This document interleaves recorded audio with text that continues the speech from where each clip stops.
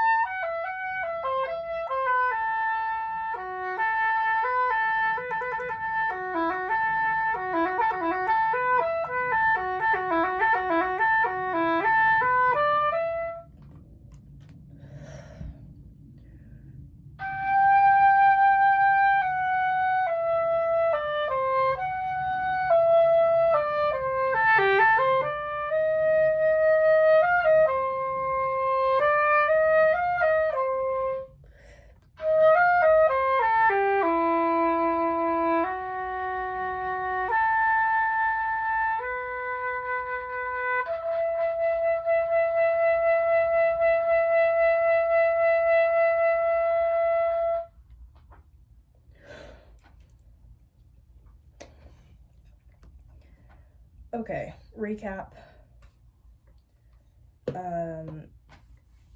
Obviously very messy. The last page isn't as thoroughly prepared as the other two. I need to work a lot on the first cadenza. There were probably little to no dynamics in that whole thing. Working on the beginning, changing up how the A's should be sounding. No A's should feel or sound the same.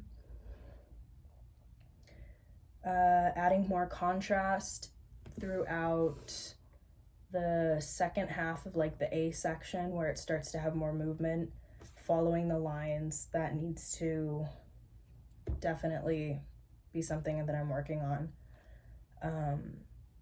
More expressiveness in B, more drama overall. I need to revisit C and kind of sit down and listen to some recordings and think of what style I'm going for. I feel like I started D way too fast. Just kind of cleaning up that whole D to F section.